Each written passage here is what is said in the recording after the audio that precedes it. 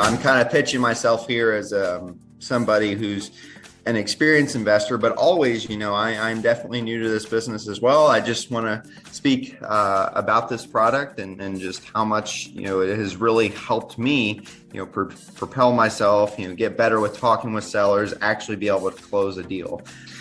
My strategies right now have been primarily direct mail, cold calling, and cold texting. And I've found a lot of success with Real Estate IQ, especially being able to get in front of customers, have engaging conversations. And of course, I'm hoping to use all of that to build my own business and eventually retire off. Excited to be here, and I want to say a big thank you to Real Estate IQ. They have the absolute top leads in the industry and just make investing effortless for all of us as real estate investors here in Texas and obviously everywhere else that they're focused. And I'm proud to be associated with Real Estate IQ. Love what you guys do and love how you all help investors so that we can focus on the thing that makes us the most money, which is the job of real estate investing. I wanted to jump on this morning and give a shout out to Real Estate IQ. I began my journey with them a few years ago, just using some of the more basic products, the off-market leads. And since then, growing and visiting and talking with not only Steve, but other people who are involved with Real Estate IQ, I've had the opportunity to actually not only be a client, but I also became an investor with them. And that is one of the beauties of being able to be part of Real Estate IQ, is it gives you the opportunity to grow as an investor, especially in real estate.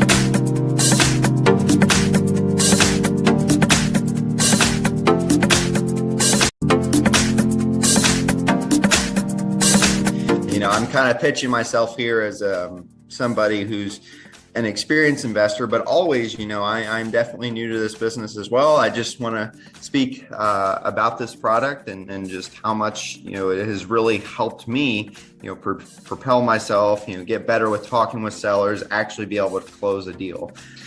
My strategies right now have been primarily direct mail, cold calling, and cold texting. And I've found a lot of success with Real Estate IQ, especially being able to get in front of customers, have engaging conversations. And of course, I'm hoping to use all of that to build my own business and eventually retire off. Excited to be here, and I want to say a big thank you to Real Estate IQ. They have the absolute top leads in the industry and just make investing effortless for all of us as real estate investors here in Texas and obviously everywhere else that they're focused.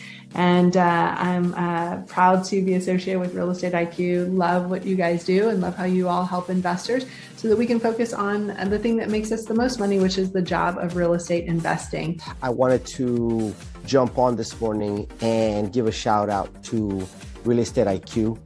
I began my journey with them few years ago, just using some of the more basic products, the off-market leads. And since then, growing and visiting and talking with not only Steve, but other people who are involved with Real Estate IQ, I've had the opportunity to actually not only be a client, but I also became an investor with them. And that is one of the beauties of being able to be part of Real Estate IQ, is it gives you the opportunity to grow as an investor, especially in real estate.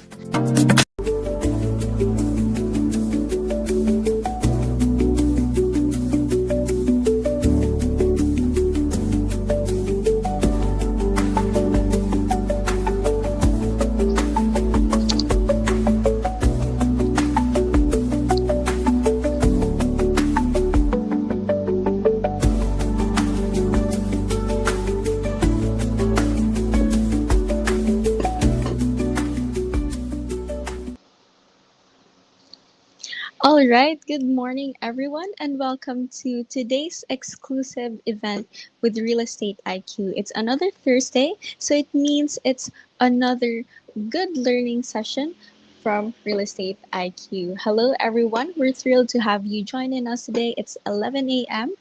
And today we will be uncovering some of the most important information that real estate investors must have in order to navigate through uncertain markets.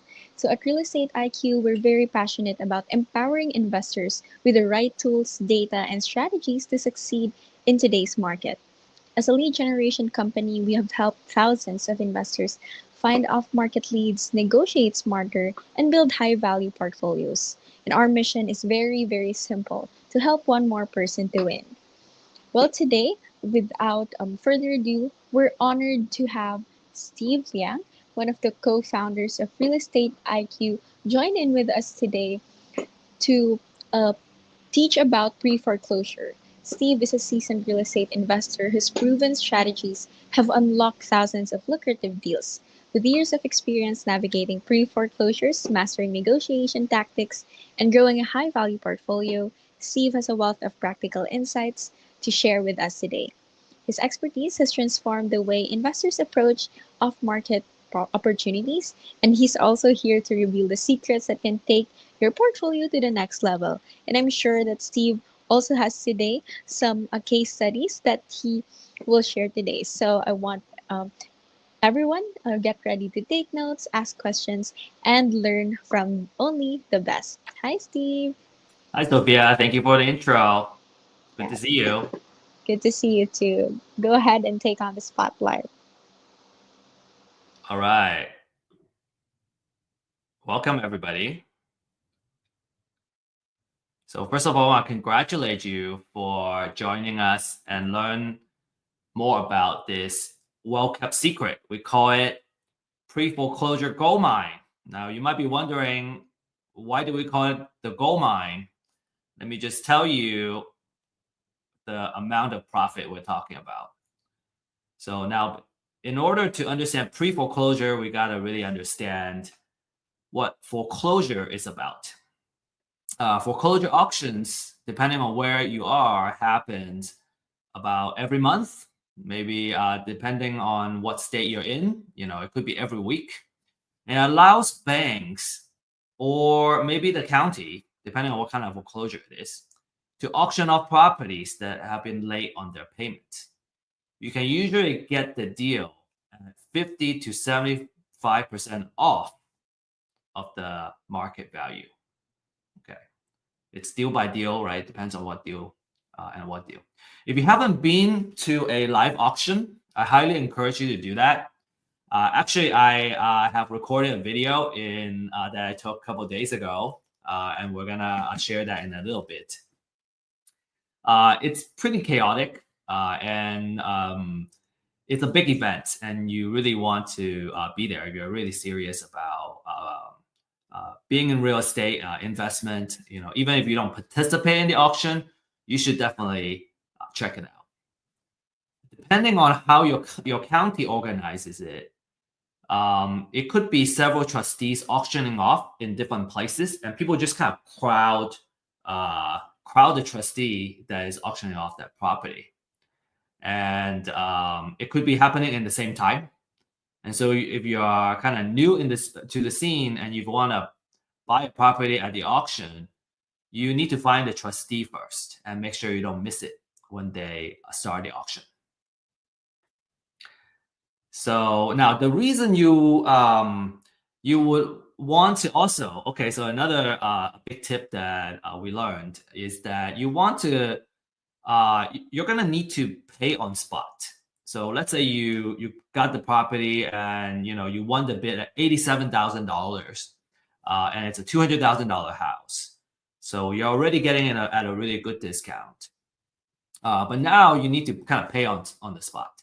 So what people do, the folks that are they're actually auctioning off, they will come with a stack of cashier's checks from the bank, and they will have it in different denominations, because you don't really want to have just a check for $200,000, and then because you don't have change, you give them the entire $200,000. Your money and your capital is gonna get stuck there for a while, for quite a few days, before you can get the money back. So you kind of want to have some 50,000. You want to have some, maybe 25,000, $10,000, so you can give them, ideally the exact amount, 87,000. But if not, at least you can do like 90,000, so you don't have a lot of money that just getting stuck in the with the officials, and then you're not making any money, any return on the money that is just being there. Okay, so next let's take a look at, I recorded this video. Let's play it. Okay, we'll watch it, and then I'll also point out a couple of things, and then we'll watch it again, so we can kind of pay a little more attention.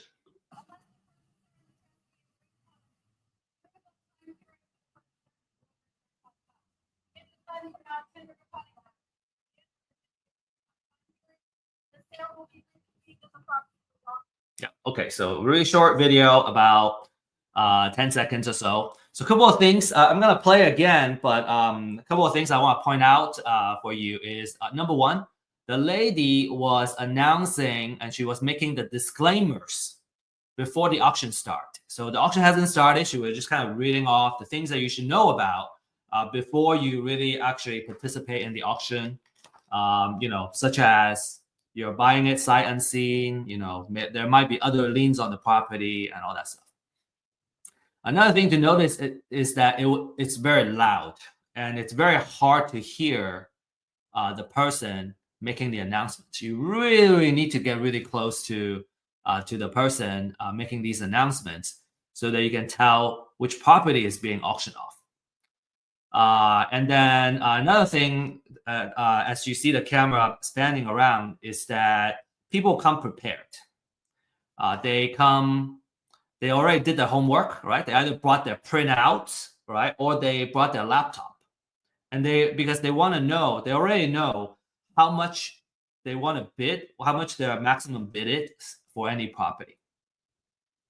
And then another thing is, you may not see other folks auctioning off the properties at the same time in this video, but you can kind of imagine a little bit down that way to the right is other folks with other trustees basically auctioning additional properties. So I'm gonna play this again. I'm gonna stop talking.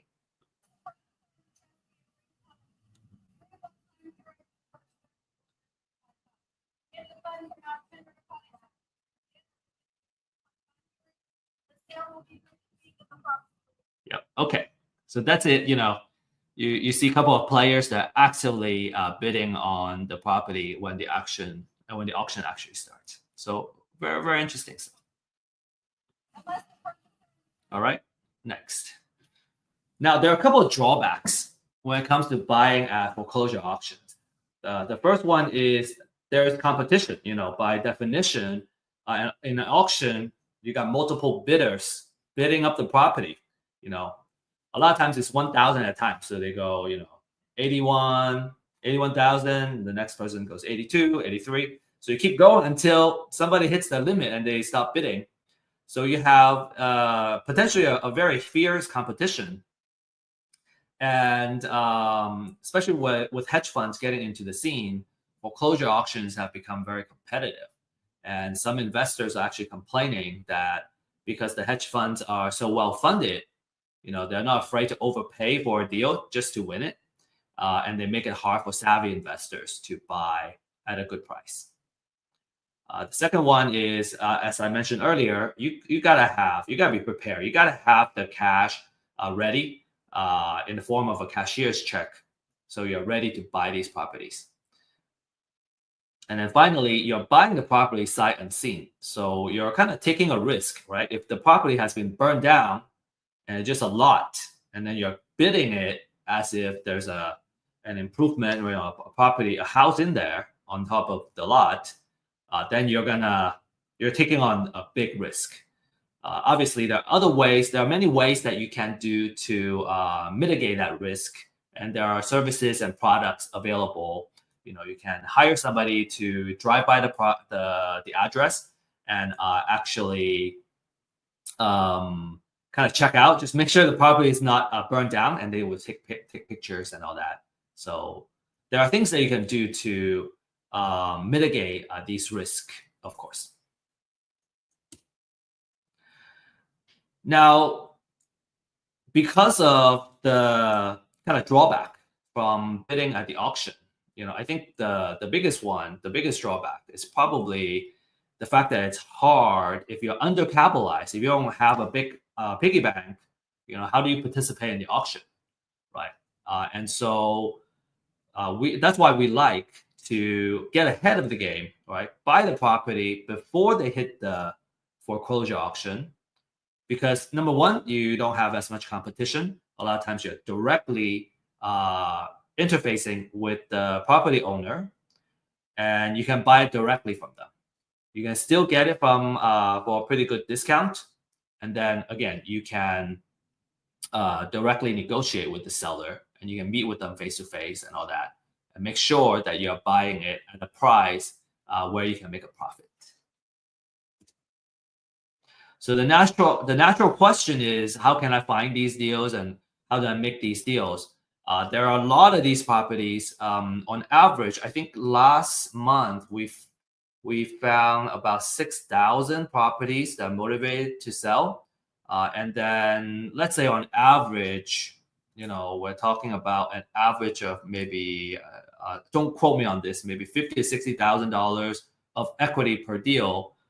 There's a lot of equity in these houses that are going into foreclosure. So all we need is to win one, and we'll feel like we're winning. All right, so that's what this webinar is about. I hope we have kind of piqued your interest.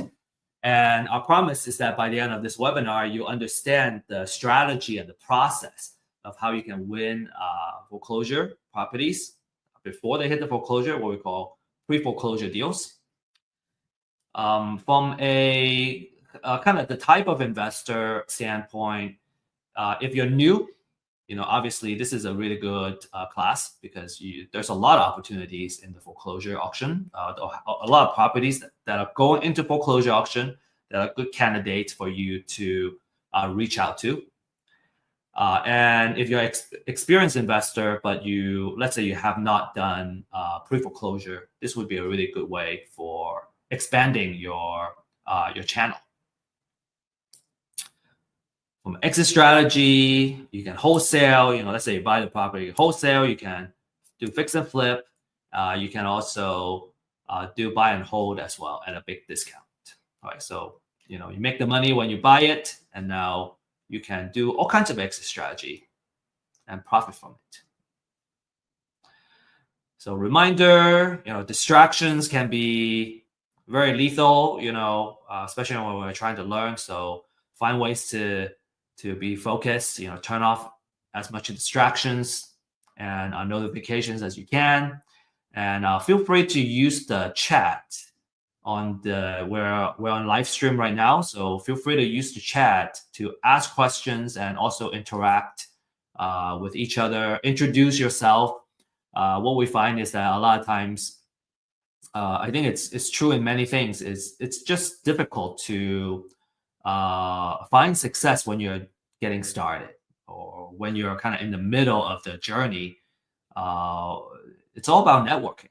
So what we find is a lot of times when we're attending the same class, the folks that are attending it together, you may find that you may want to partner up together. Obviously, we'll teach you about the pros and cons and what to watch out for when you partner with someone. It's another big kind of art, the art of partnership. But it's always nice that you don't have to do it all by yourself. Okay, so make sure you take advantage of everything this class has to offer. Get connected and stay connected. Disclaimer, everything we presented here is for educational purposes, and you should always do your due diligence when you make any financial decision. We don't offer investment advice, financial or legal advice. Right? Make your own decision. My background is I have experience in marketing, data. I'm kind of a data guy, and we use the data for marketing. So kind of naturally, I'm also a marketing guy. And my background is in science and engineering, and I was always very interested in real estate. And kind of when I learned about real estate investment and the potential of profit that it can bring, it's very exciting. The struggle is that it's hard to find the right knowledge or the knowledge that you need.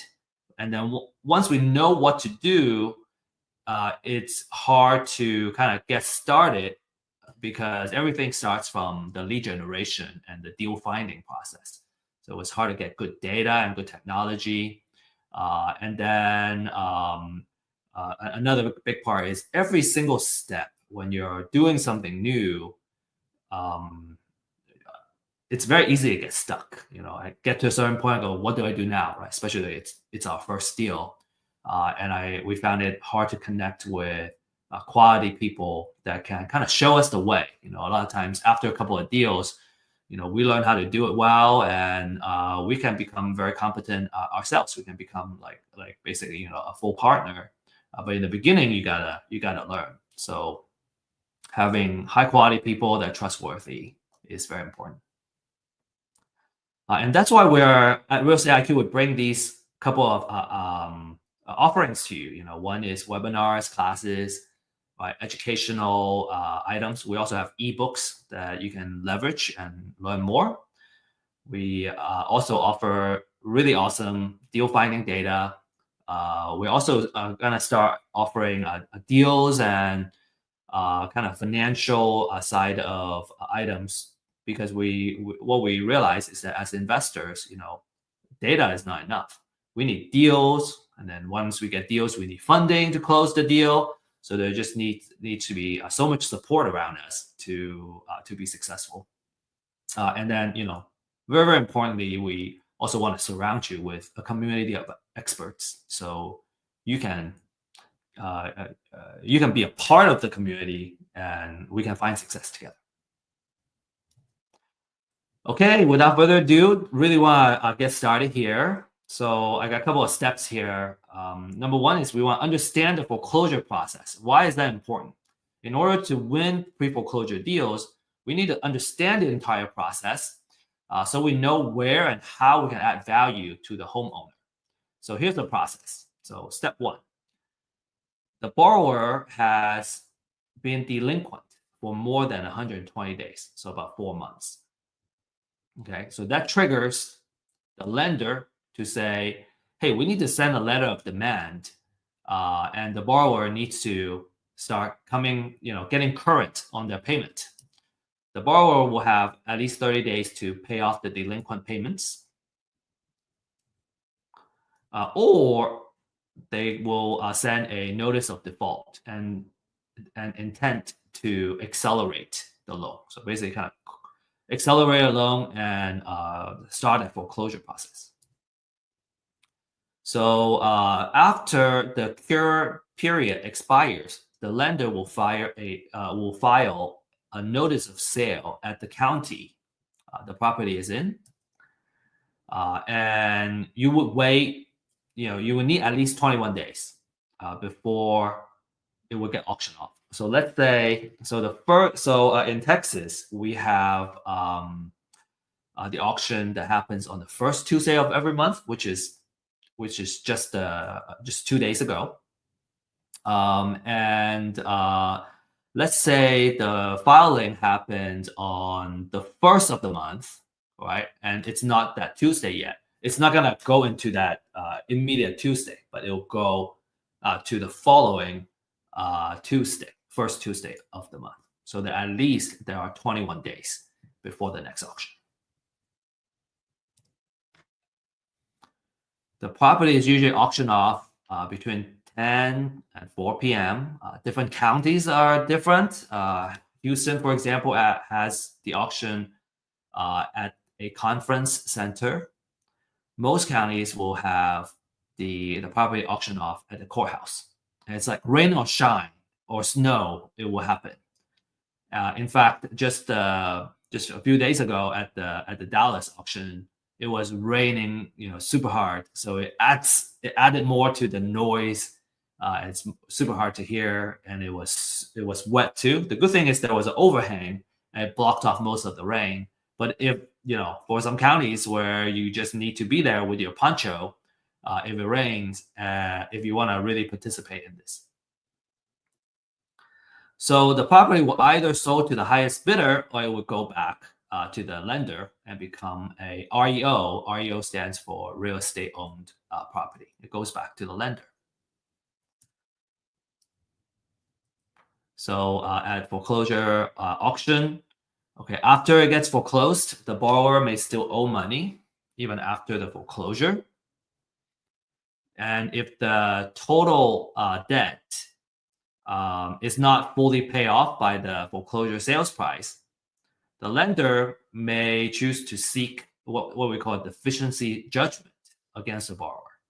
So what that means is there's a possibility where the homeowner, normally do they lose the house during the auction, they will owe more money. So it's a really tight spot, really bad spot for them. Okay, and a lot of owners need to understand it. Sometimes they just go, I give up. I'm just gonna, let go into foreclosure. Well, not so fast. Maybe you need to consider, what are some consequences if you let it go there.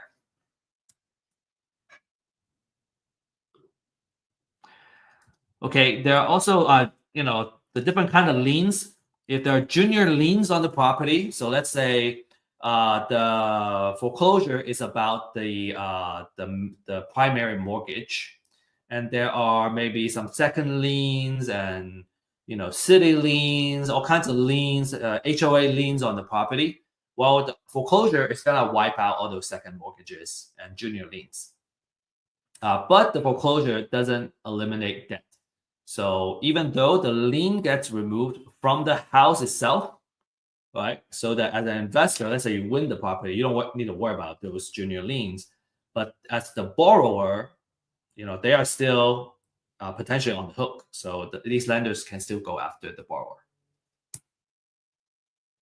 Another thing is that you have federal tax, state tax, and local tax liens. They would still survive, which means that, let's say you're the investor, you won the bid, you wanna know what federal liens are on the property. You want to know if there's any state, county, or city tax liens. Those are senior liens, and it's likely that you will still need to pay those liens as an investor. Okay, which is why it's very important to do proper title research. And we have learned, have gained a lot of lessons doing title research recently. And yeah, you gotta be extremely thorough. You gotta have the know-how to do it. All right, next, we need to know which properties are going into the auction, okay? So how do we find out? Well, there are ways you can research the data yourself, or you can buy it, okay? So what the couple of lists that you want to look at is what we call the pre-foreclosure list, the motivation for these motivated sellers, right? And again, our purpose here is to see if we can buy the property before it goes into the foreclosure auction. The market price is between $200 to $300 a month for an entire metro area. Okay, I think it's still a really good investment, because let's say you win a deal, a wholesale deal, and we're talking about $10,000 profit. So it's not that big of a price to be paid. Another thing you can ask for is called the appointment of substitute trustee. So this is another kind of data where in the foreclosure process, if you recall, one of the first steps that the lender would do is they would appoint a local trustee to handle the foreclosure process. And so that's usually a signal, if the appointment of substitute trustee has been filed, that's usually a signal that the house is going to go into foreclosure. So that's what we call a pre-foreclosure.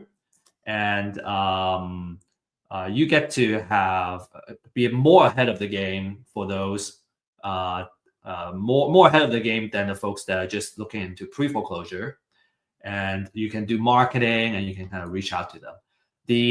Perhaps the drawback for this list is that they are not as fully motivated. They know they still have some time. They understand they have a ticking time bomb, but it's not like the foreclosure date has not set usually in this case. So, but it gives you more time to do marketing and kind of nurture these folks, nurture your leads. All right, so a free way to do it is you can Google your county name, and then you say notice of sale, and you should usually get to a website where you can start looking at the foreclosure document. So this is what a foreclosure document looks like. It talks about, this one has the address, it has when it's gonna show up and all that stuff. There's a lot of information here. Time and date, and the county is going to get auctioned at. And then you will need to do some further research of who the owner is. Sometimes the owner is on this paper. Sometimes you have to do further research. And the amount owed is not public information. So, there's a lot of digging for just one record. And usually, when people ask, should we buy or should we find it ourselves? My typical answer usually is, if you know how to do it, you're better off outsourcing it.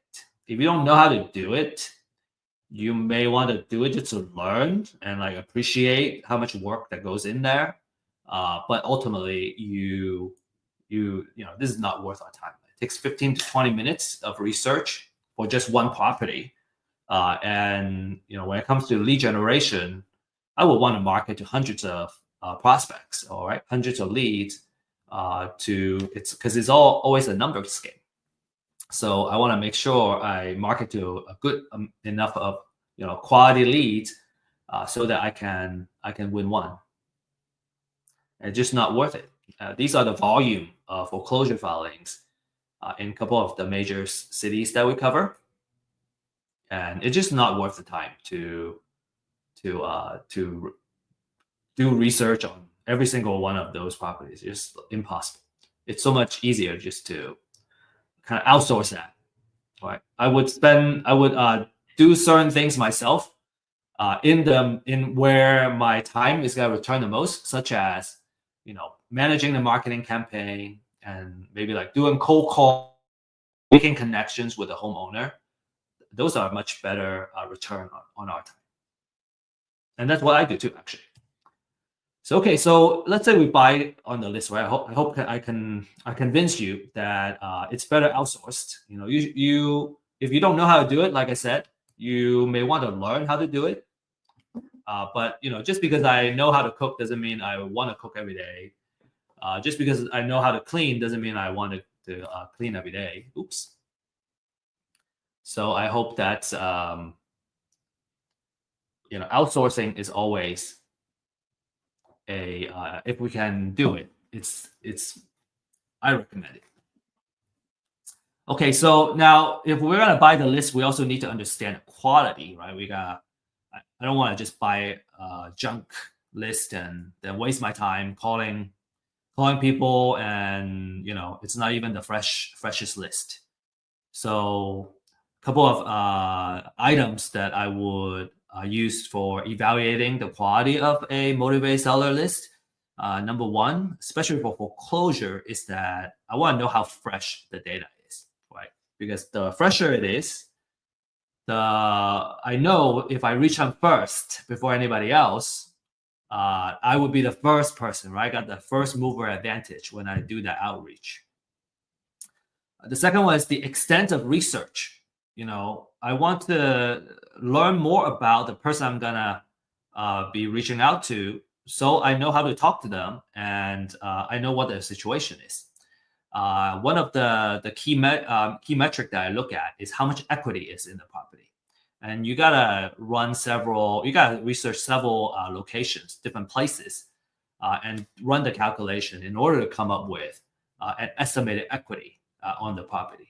And I find that, and also our clients too, we find it one of some really important information to go in, because if the property doesn't have a lot of equity, chances are it's hard to make a workable deal with the owner. There are different exit strategies, right? Of course, but in general, we want to look for properties that have a high amount of equity. And then, we want to know how accurate the information is, right? The quality of the research and the researchers. So some key elements of a quality leads, especially for pre-foreclosure. We want to know the mortgager and mortgagee information. Mortgager is basically the borrower, right?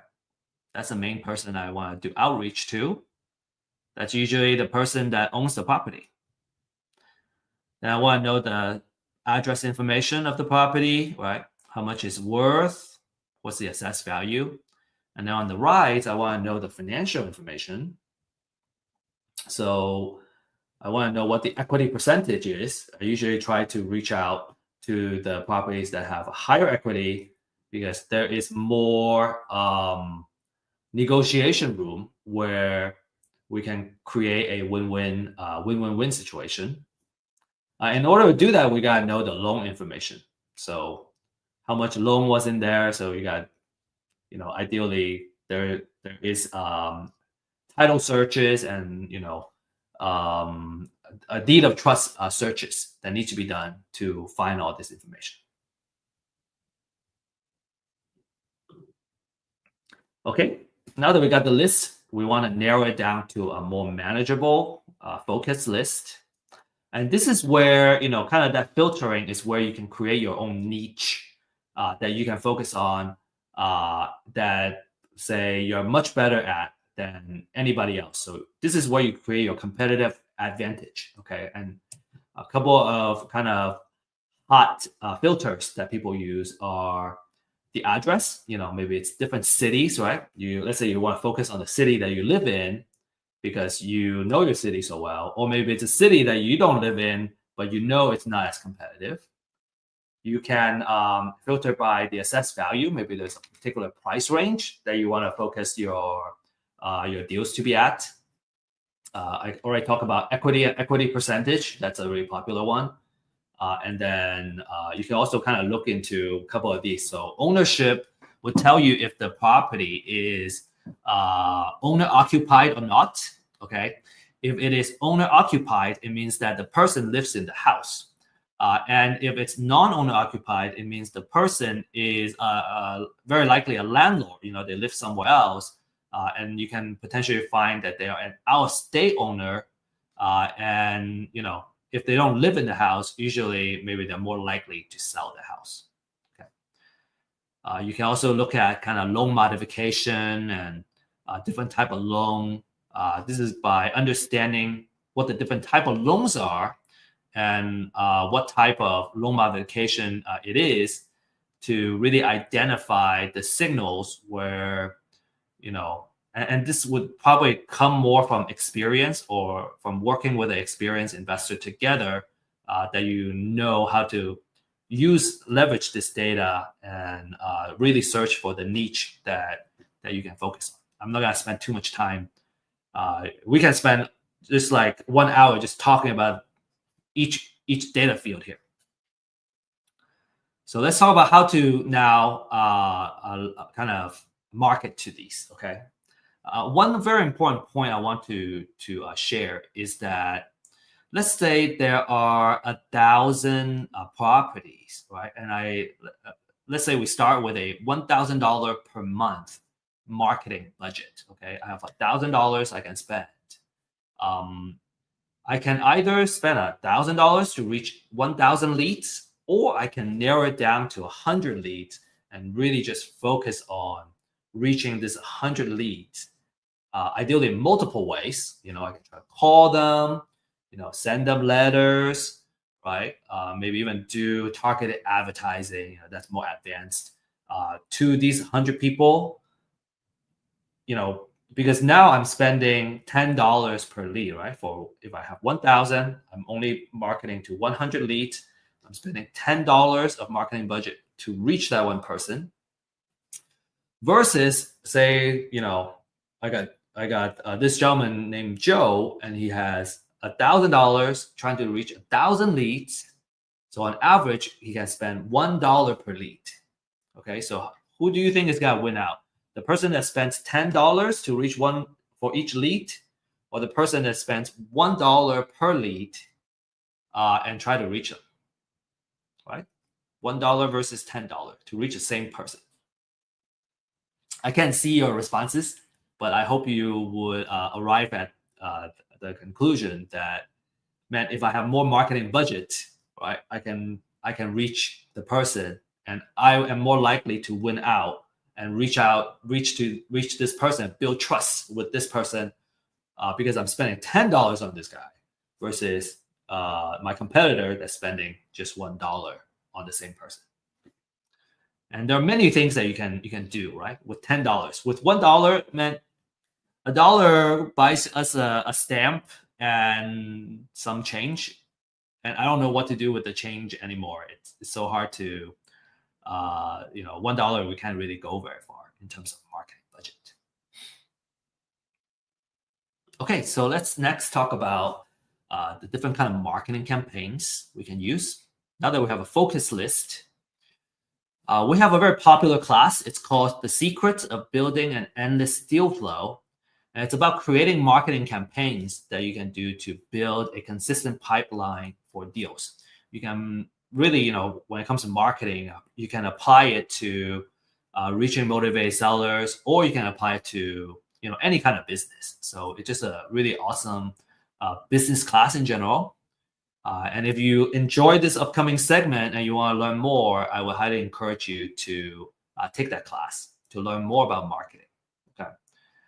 We also have other speakers and topics that really kind of go deep into some of these items too, such as door knocking. We just recently had a door knocking class, which is phenomenal. So door knocking means you're showing up at the person's door, right? You need to know their address. You need to know who you're talking to ideally. The advantage is that you can talk to them in person and you can build trust quickly. I kind of pointed out here that the effectiveness of a door knocking campaign really depends on the quality of the list, right? You gotta know you gotta have the right address. You gotta know, who you're talking to. This allows you to talk to the homeowners in person, and you get to see the house right away. A lot of times, let's say that they're already ready to sell. You can just go and see the house. You don't need to make another appointment to see the house. To be successful, you need to have the ability to strike up a conversation and build trust very quickly. You also need to have a thick skin. Some people just don't want to talk to you, right? Maybe they scream at your face too, and so just being okay with that.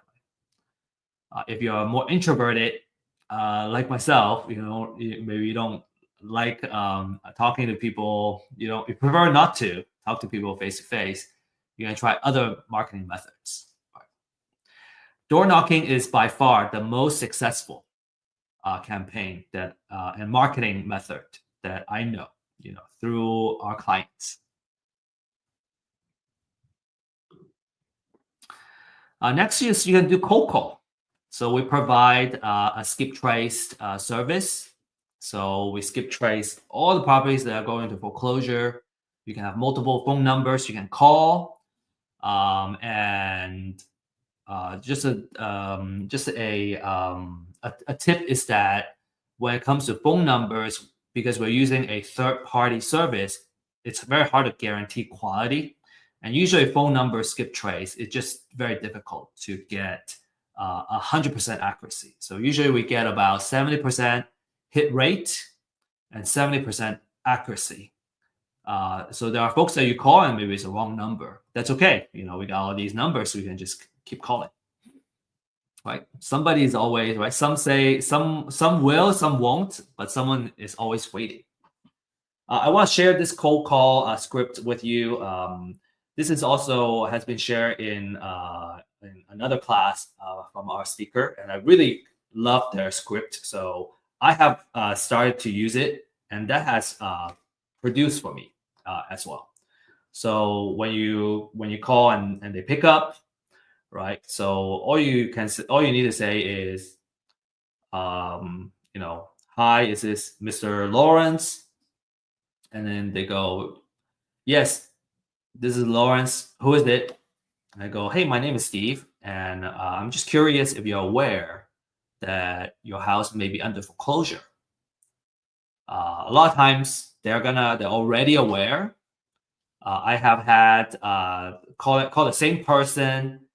That same name, a person with the same name, but just a wrong number, and then they say no. But most people they're already aware, and maybe they're already working with an attorney or something to try to come up with a solution. And so I really like this number 2 and number 3, where number 1 is, have you been able to get with a bank to review any options? Some people may say no, I don't know how, or I'm broke. I don't know what to do. That's a really good opening for you to make an appointment, right? Because our job is really to kind of give them a solution, explore different options where they can see how they can stop the foreclosure. Oh, okay. Another thing that I have learned is that if our approach is to ask if they want to sell, usually I got a lot of a lot of unpleasantness coming back at me, and ever since then I have kind of readjusted my approach and just kind of be an advocate for them. A lot of folks don't want to go through foreclosure, and they don't want to sell. They want to stop the foreclosure. So it's much easier to try the approach of helping them stop their foreclosure and explore the different options that they can do. Okay. And then number 3 is, have they told you that have been approved? So let's say like they already kind of got somebody working on it, but until they got an approval, the house may still go into foreclosure. In fact, like, just last week I was calling a couple of folks, and they already had somebody helping them work on it. Like, they were either waiting for an attorney, or like they have started working with an attorney, but they didn't get a written confirmation that it's gonna happen. So my advice to them is, make sure you got something written by the end of Friday, so at least you still have, next Monday to kind of follow up. But like by Monday, if you don't get that, your house may go into foreclosure. So it's okay that we don't win the deal, but at least we're helping them, right? The other one I want to share with you is the voicemail script. Okay, this has worked out. When I have scripts, what I realize is with enough practice, I can overcome my call reluctance. And maybe it happens slowly, but if you can just kind of set a goal to make 5 calls, 10 calls to start, maybe sometimes, let's say you're just getting started, just making like 1 or 2 calls just to do that. It will help you kind of break through and get really comfortable, because it's all about having practice. So this voicemail script comes from a book called Rainmaker Conversations, I think, or like How to Become a Rainmaker. So it's a sales, really good sales handbook. Really short too. I highly recommend it. So without reading this to you, I'm just gonna leave it here. You can take a screenshot and practice it and see how well it works for you. Okay, I'm gonna leave it up here, and I'm gonna start moving on. Okay, now talking after we talk about these couple of strategies, another strategy we could have talked about is using direct mail and handwritten letters and send it to them. Usually these campaigns are best when it's all combined together, trying to reach the same person in different ways. That usually works the best. Okay, so next, you want to reach out and listen. You want to let the owner know that you want to help them. And foreclosure is a very stressful situation, so you want to be very empathetic and mindful. And maybe the appointment will lead to that they want to sell their property. Maybe it doesn't, but every single time you can make an appointment and have a meeting, you're just that much closer to making a sale, right? Or making the deal. So these are a couple of CRM stages that's also kind of my recommendation. You can certainly start with an Excel sheet to do the tracking. But let's say you start having more leads that you need to manage, then you need to start setting up different stages so you can kind of look at the pipeline and the health of your marketing pipeline. And we'll talk about this more in our marketing class. But the different stages that you want to set up are here. Okay, so going from stage 1 to stage 9. My recommendation: take a screenshot, and if you have questions on how to implement this and all that, we can talk more. But if you are familiar with CRM, you already know what I'm doing, what I'm saying here. If you're not familiar with the CRM, I think it would be a longer conversation. Next, it's very important to do a good repair budget. And you don't necessarily need to know how to do it. I just want you to be aware. If you're new, right? I just want you to be aware that the house very likely is going to need repair to bring it up to the after repair kind of condition, right? And when you make an appointment and meet the seller at the house, you have an opportunity to come up with the repair budget and come up with the estimate. So the better you are at doing it, the more accurate you're gonna be, and then you can come up with the best offer. Right? You can come up with a really good and solid offer. If you don't know how to do it, bring in someone who has the experience and have done it before, so that they can come up with it, and then together you guys can kind of walk through. And usually it's much better if you're new to have somebody kind of show you the way, so that over time you learn how to do it. So it's just a very important part of the offer. So you can do it yourself, about 20 minutes. With practice, you become an expert. You can't bring a general contractor usually unless you already have a contract in place. And then, like I said, a recommendation is to have a mentor or coach or a more senior partner that can come in and kind of fill that role. Okay, so next step, real quick, you want to, now you can negotiate the price. All right, let's say they want to sell, and it's in a situation where you can give them an offer that can create a win-win. You want to focus on their needs, all right, building trust, getting to know their family situation or their personal situation, and you want to know your numbers. So know how to come up with an offer. And I'm not going to dive too much into the formula to come up with an offer. We're assuming that you know how to do that, or if not, that you're gonna kind of read up the literature on that, what we call maximum allowable offer. Okay, we'll have another class if you don't know how to come up with offers. Actually, next Thursday, we're gonna talk about some details of different exit strategy and the formula that you should use to come up with your offer. So, if you don't know how to come up with your offers, no worry, you're gonna learn that next Thursday. All right, so let's say you come up with an agreement, then you can put it in writing. Okay, so there are many things that you may end up negotiating for. It could be the price, the sales price. It could be the terms of the payment. Maybe it's just all cash, or maybe it's a owner finance type of deal. It could be how much earnest money you're gonna put down. How long it takes to close. There are quite a few kind of discussion points that you got to finalize in order to put it into a contract.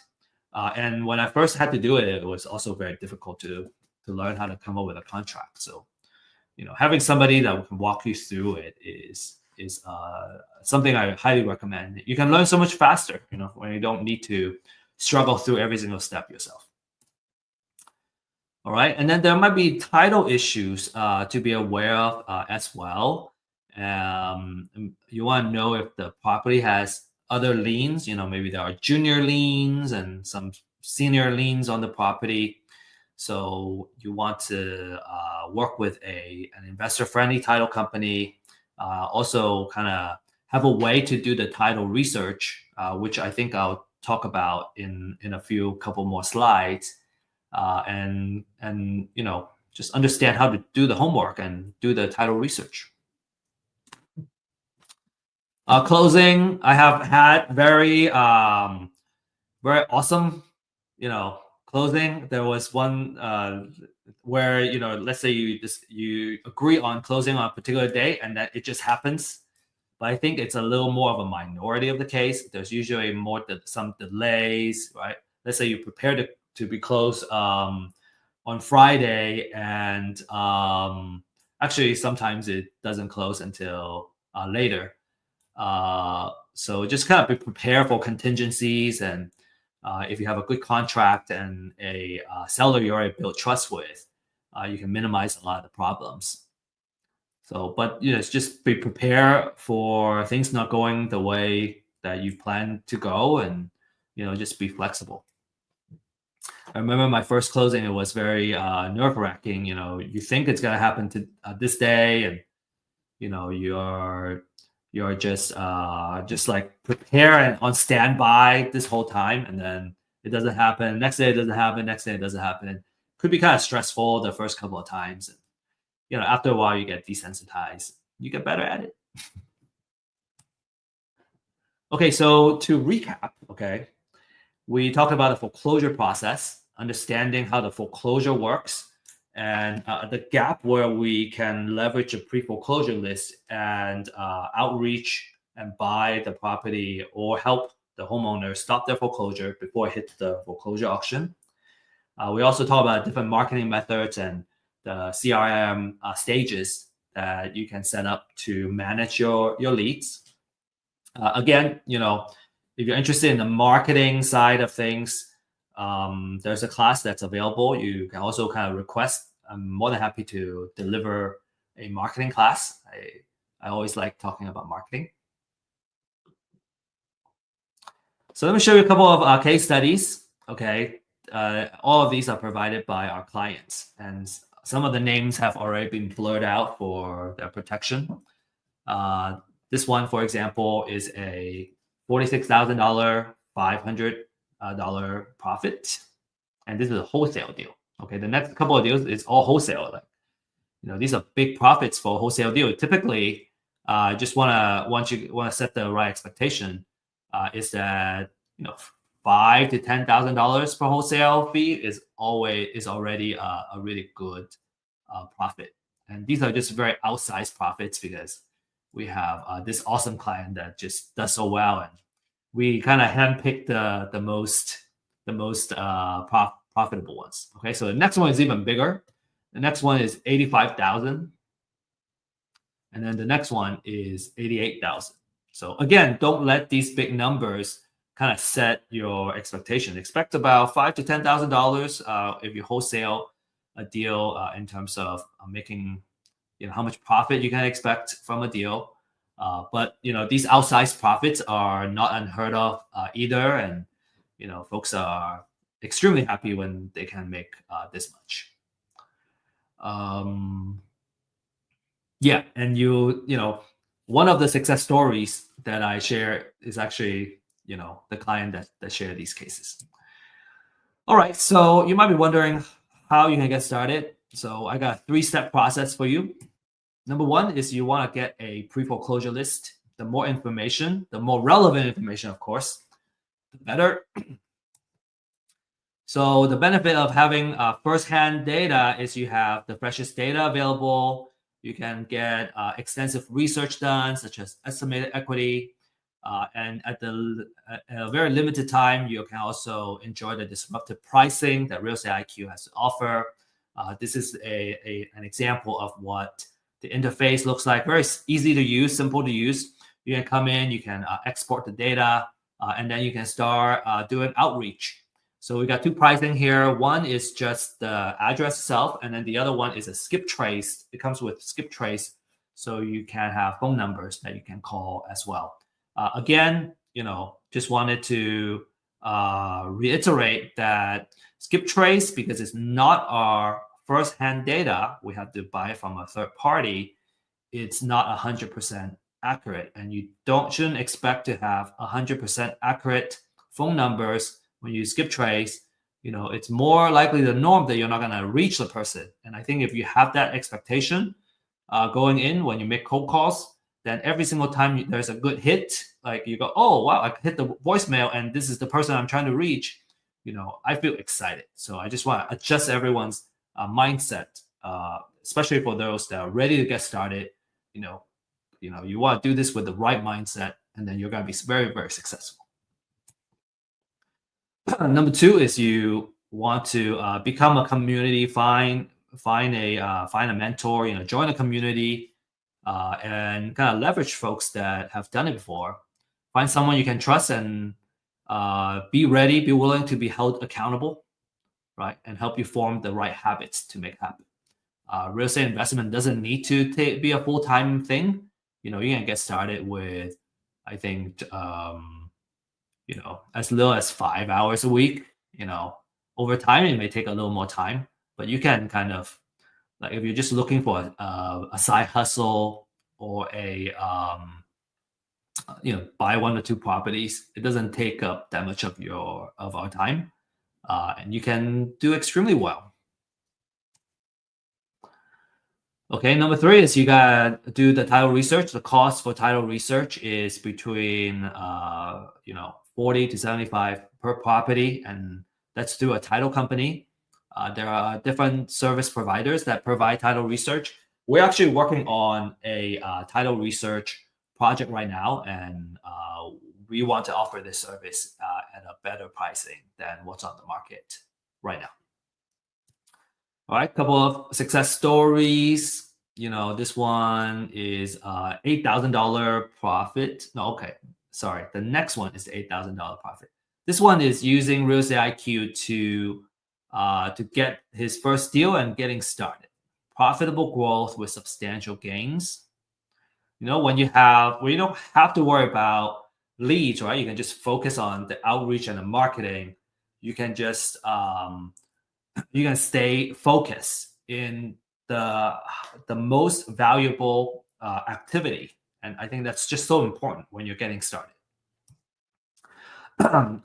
Ismail, $8,000 profit in a recent deal. Kind of on average, right? $8,000. I think that's about right.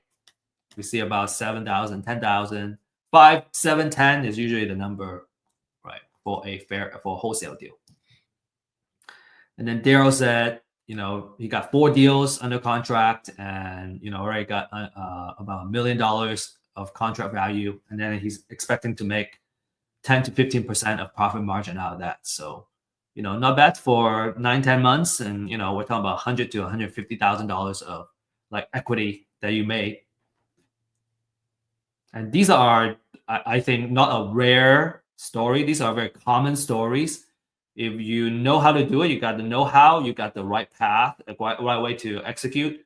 Within a year, maybe sometimes a little longer, you can build a pretty good amount of equity, real estate equity, in the deals, and then you're looking good. Maybe it's not liquid when you sell. When you sell the properties, when you become liquid, but when you're sitting on those equity, it's kind of really nice as a real estate investor, knowing that you have built the equity and the wealth already within those deals.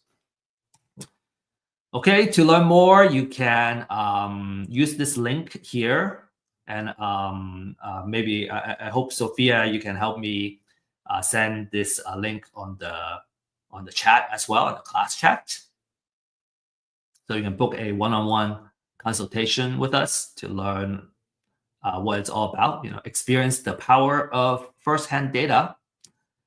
And then the next thing I want to recommend to you is learn by doing. We have an event every Friday at 9:30. We're working on the link right now, and you can send me a email at steve.liang@realestateiq.co, and I will send you the link to join. And this is more of an invitation only. We want to have a serious and high quality folks that want to do deals with us together. So for example, tomorrow at 9:30 we're gonna have another session. So if you're interested, I look forward to meeting you and seeing you in person, getting to know you. All right, so this is to conclude everything. I hope you really enjoy this class, and if so, please scan this QR code and give us feedback. If you hate it, you don't like it, this is terrible, useless, it's a waste of your time, please do the same. Scan the QR code and give us feedback, just so we know how to improve, right? How are we doing a good job, or are we doing, or is there something we gotta fix? So really appreciate your feedback, and thank you for joining us. And we'll give you a prize just as a thank you for sharing your feedback. And finally, best of luck and happy investing. Remember, again, that next Thursday we have the next class, which is how to find great investment deals, where we look at the different type of exit strategy and formula that you're going to use to come up with the right offer where you can make money on the deal. And then tomorrow on Friday, 9:30, you have the online meetup, or MAP online meetup. where we really talk about live deals. We can go over some case studies as well of actual deals, and just learn by doing. If you have a lead, you need help how to close it, or already got a deal under contract, and you want to know if it's something that you can profit on, because sometimes we're seeing is that the folks can get a deal under contract, but then because the term and the offer were not done well, you can turn it into a profit because your offer is just way out of whack. So we're more than happy to give you support and share our experience, and we can make some deals together. So that's it. That's all I got for today, and you can save my email address, and I look forward to getting in touch with you. Thank you, everybody.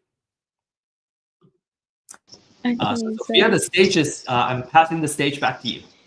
Yes, so actually, we have a lot of questions and comments during Wow. the event. So, would you mind helping me go through all of them and address these Yeah. comments? So, first, I think you have mentioned this earlier on how can you know what properties are up for bid. I think this one is for the auction. Yes. So that's where you can get the pre-foreclosure list, and then you will know that those are the houses. Now you got to understand that because it's possible that the house that was scheduled to go into foreclosure may end up not going to foreclosure. Mm. So there are times where let's say you do all the due diligence and you try to buy the property at the auction, it already got bought up by another investor, for example. So it may not show up there, but you got the list, so that you know which ones were kind of scheduled to be there. Okay, so this one from Michael Williams. So from time of county posting to time that data is made available on REIQ, how fast is that or fresh is that? How quickly are the leads provided in your list? Yeah, typically we can offer you about 2 days to add. Some counties faster, some counties maybe a little bit slower. We have a pretty robust system, and if there's some kind of delay, let's say the county is delayed, we'll also tell you. Okay. So for our next question from Patrice, how much equity should I consider to know it's a good deal? Okay, that's a really good question. How much equity should I consider to be a good deal? I have folks so if you look at the data, you would find that you can probably find some that are 50% equity, more than 50% equity. And those are extremely good deals because you're kind of buying it 50 cents to a dollar, or there's, more than half of the amount that you can negotiate for, right? You would find that if you kind of change that to more than 40%, now you have a lot more properties that fit that criteria.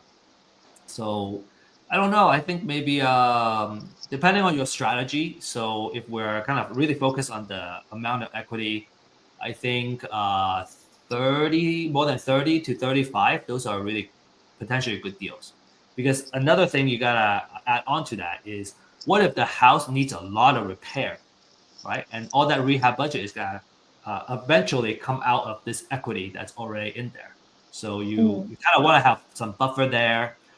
Usually people prefer to have, not screen out so much opportunities that you may lose out. So, maybe a third, just drawing a line in the sand as a recommendation, I would say 30% is probably good stuff.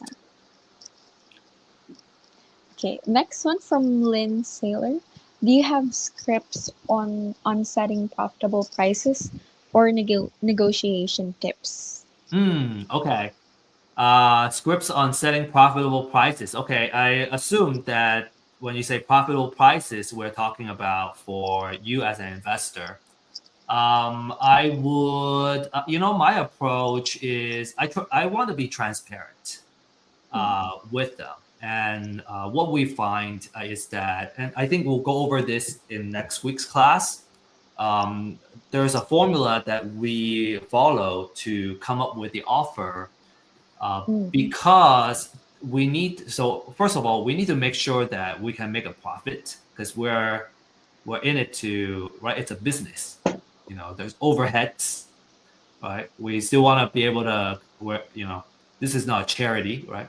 So the formula already have the built-in numbers that you want to use. And so a lot of times I just tell them, hey, because of the other kind of cost that's involved, I need to follow this formula. And based on the number, this is how much I can offer. Like, there are folks that really want to know, I just write down the number for them. And then, then we're solving the problem together instead of, going head to head. And I think, at least in this case, you really want to have we're in it, we're facing the same problem together instead of we're negotiating in a hostile situation. Yes, because after all, you need to build a relationship also with the homeowner. So Right, you don't want to be hostile. Yeah, a couple of approaches, our speakers have also shared in the past is, that you guys we are on the same side and there's a bad guy. We're trying to fight the bad guy and we're not fighting each other. And I really like that mindset and the positioning. Okay, well, we have Ray here. Ray is a beginner. I want to learn how to find, approach distressed homeowners, get property under contract, and then wholesale contracts. What is your recommendation? Oh yeah, and Ray, I think my recommendation is to join our class at 9:30 tomorrow. So it's a meetup, and so we can go over the process and all that. This is the how to find, approach, get property under contract, the entire process. We have a 90-day program actually that if you are committed and you're gonna go and execute, we believe we can get you a deal in 90 days. And so you can just follow that process and we'll help you find success, going from beginner to getting your first deal. Okay. So from Roby, I believe that this is for the map class. Do you have to be in Texas to be part of the event? And you don't. You can join us online. It's gonna be an online Zoom event. We find it to be the most kind of inclusive for folks that are not in the same city, for example, and also what do I want to say? It's the most inclusive because we can do it online. Oh, and it's the most efficient because you don't have to actually go to a place. You can just, right? It's just so much easier to meet when we can do it online. Yeah. Okay. Then lastly, we have from Maria. What does REIQ's data look like, or what can I get from the data? Yeah, What information? that's also a really good question. I think for the sake of time, we want to direct you to sign up for the one-on-one consultation so that you can kind of see it. Our consultant is going to share with you the data that's available on our portal, and then how you can use that data to do your marketing.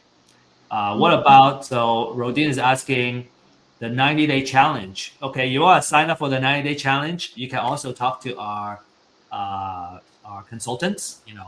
Join our one-on-one consultation and ask about the 90-day challenge. We'll hold your hand and we'll help you make your deal happen. You just gotta commit to like showing up and also doing the work, and you get a deal in 90 days.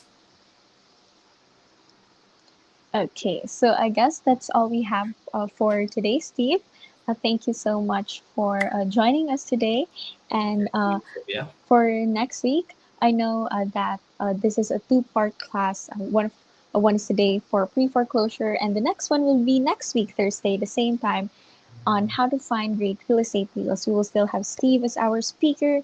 And if you want to register and continue this conversation on how to get deals, how to start, then you can register through this QR code. So let's give you time to scan that QR code. We'll give you around 5 seconds. Thank you. Okay. Additionally, we have, again, to reiterate Steve's point, we have a map class tomorrow at 9:30 a.m. So if you want, if you couldn't access or if you couldn't access the email or anything, you can also type in map on the comment sections, MAP, if you're interested, and we can reach out to you personally if you're interested with that. Also tomorrow, we also have a Friday open house at 11 a.m. CDT. So if you're also interested in learning more about real estate IQ, how these pre-foreclosure lists also work, or how does it look like the comment that we got earlier, what can you get from those? Then aside from the consultation, we also have an open house tomorrow, free for everyone to attend. So if you're also interested in that, you can type in Friday on the comment section if you're interested in those events. So let's give you time more to register and comment for our Friday open house and for our map class tomorrow. So the map class would be earlier, 9:30, and the Friday open house would be later at 11 a.m. Okay, so I believe everyone's already registered. So I want to thank everyone for staying till the end for our class. We hope to see you again next week for our events and how to find great real estate deals. With that, thank you so much for joining us. And again, we hope to see you next week. Bye bye. Thank you.